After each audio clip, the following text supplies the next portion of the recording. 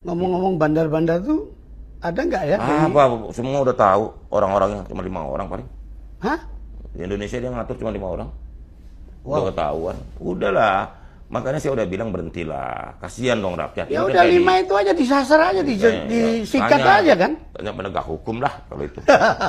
Bukan urusan Kominfo ya? Bukan urusan Kominfo. Kominfo kan pokoknya mencegah. Iya. Kita sudah berbuat maksimal sesuai kewenangan. Itu jadi atau 5 bandar judi online ini menyumbang banyak pada pengambil keputusan di Republik ini. Itu berbahaya. Kalau sampai bandar judi ikut ngatur-ngatur Republik ini, itu hancur kita, negara kita hancur. Begitu. Udah sampai ke situ? Saya nggak tahu, tapi saya akan hadapi secara politik. Itu kan bandar judi online pasti duitnya banyak banget dong, Pak Menteri. Nilai transaksinya aja hampir 300 triliun. Masa nggak ada uangnya yang berputar kemudian ke kekuasaan? Kita percaya. Kalau mereka bisa ngatur semuanya, Republik ini berbahaya. Atau mereka punya backingan di Republik ini? Ya, bisa dicek, nanti kan udah ketahuan semuanya. Udahlah, ini nggak bisa sembunyi. Tinggal soal waktu aja. Mbak Nana aja udah nanyanya begitu dengan penuh optimisme, ya kan? Apalagi saya. Saya orang yang optimis. Udah ditunggu waktu. Ya. Kalau enggak, kalau sampai masyarakat resah, masyarakat marah, nanti mereka tanggung jawab sendiri.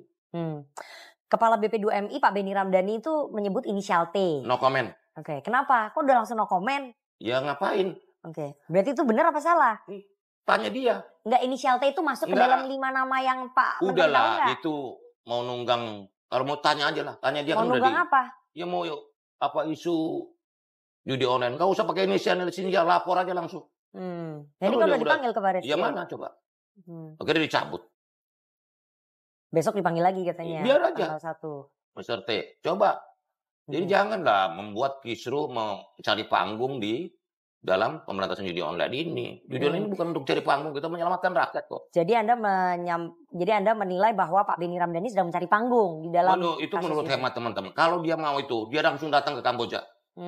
Itu selamatin tuh 70.000 pekerja migran kita. Oke. Bukan orasi. Selamatin 70.000. Itu kan Pak Benny Ramdhani bilang sebetulnya beliau sudah menyampaikan itu di ratas kabinet tahun 2023. Itu udah jadi menteri belum ya? Tanggal bulan apa? Bulan Juni 2023. Belum jadi menteri. Jadi belum tahu pada saat Pak Benny menyampaikan itu di ratas. Tapi enggak, itu tanya Bareskrim aja, kan udah dikasih keterangan. Belum nyebut namanya, kata Bareskrim.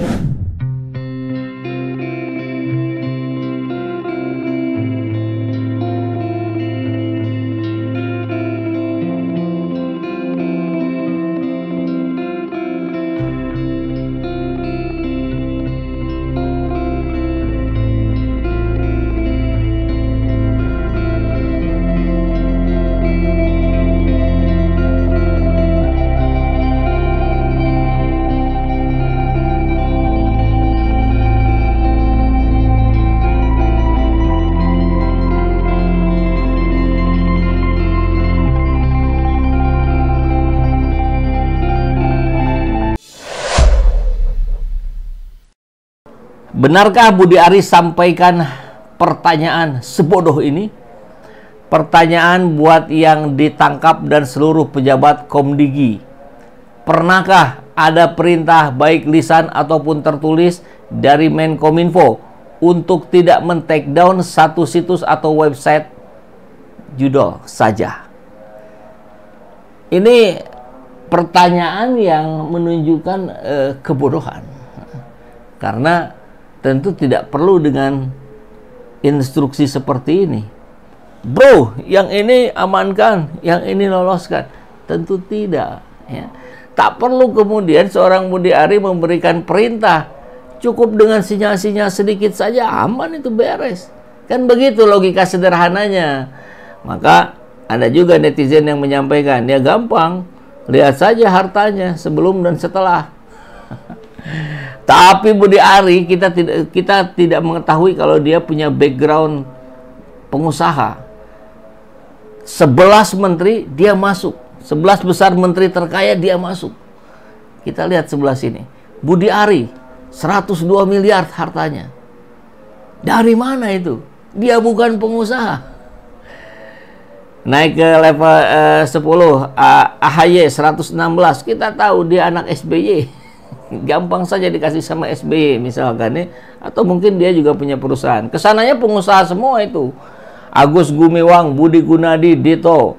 Walaupun ini juga terduga ya, diduga tersangkut korupsi juga.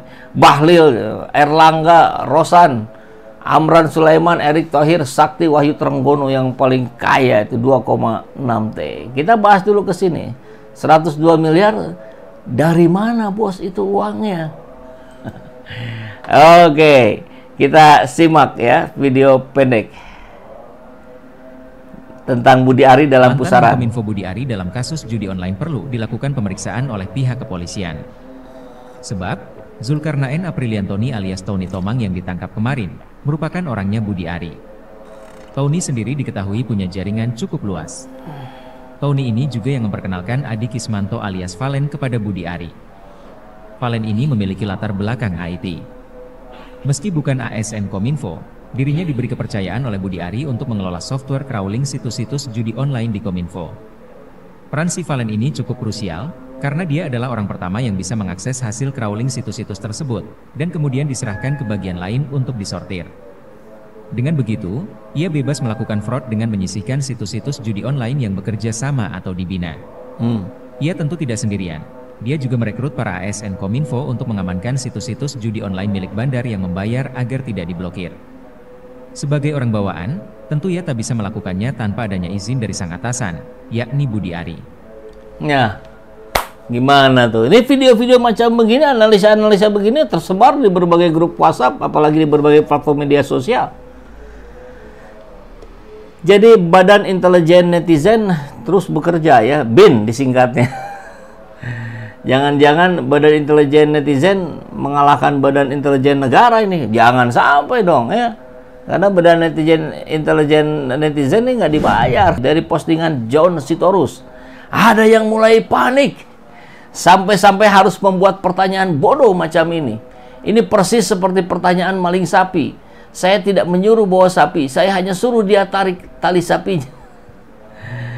Budi Ari sering-seringlah bicara, sudah blunder di Fufu Fafa, blunder pula di Pro judi online atau project judi online. Jadi John Sitorus mengcapture sebuah tulisan tadi ya.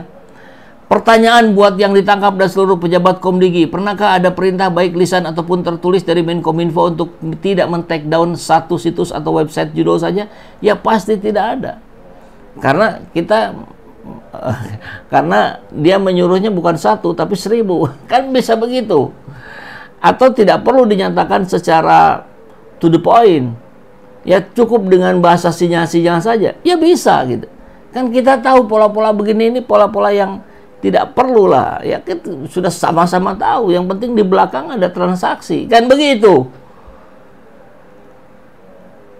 Mengcounternya gampang, cek aja keuangannya sebelum jadi menteri dan setelah jadi menteri. Itu bisa. Ini tadi juga kita lihat hartanya. Tapi ya banyak juga yang tidak dilaporkan, banyak juga yang tidak masuk rekening. Cash misalkan yang ditemukan 40 miliar itu sebelumnya dari 11 yang sudah ditangkap 40 miliar cash. Ada uang rupiah, ada uang dolar Amerika dan sebagainya. Ya itu nggak akan terdetek dong. Makanya siapa pejabat MA itu yang digerebek ke rumahnya, 1 triliun uang cash di rumahnya dan 51 kg emas. Itu kenapa nggak masuk rekening? Ya biar tidak terdeteksi dong. Iya kan? Nah ini yang tadi ada di thumbnail, daftar menteri terkaya di Kabinet Merah Putih. Nomor 11-nya adalah Budi Ari Setiadi dengan harta 102 miliar yang dilaporkan ke LHKPN. Yang tidak dilaporkan mungkin 10 kali lipatnya. Iya kan? Nah, kena mental nggak nih Bud? Aduh, sabar, nanti dijelaskan di penyidik saja katanya. Mulai panik ini. Ada yang bisa nebak akhir dari drama Komdigi ini? Banyak kita akhirnya berupaya menduga-duga ya. Jangan, kayaknya bakalan begini deh, Tapi sebaiknya tidak perlu menduga-duga akhirnya akan gimana. Tapi kita perjuangkan yang harusnya menjadi keadilan bagi rakyat. Artinya apa? Ujungnya akan seperti apa? Itu tergantung kita. Tergantung netizen. Tergantung rakyat mendorongnya sehebat apa.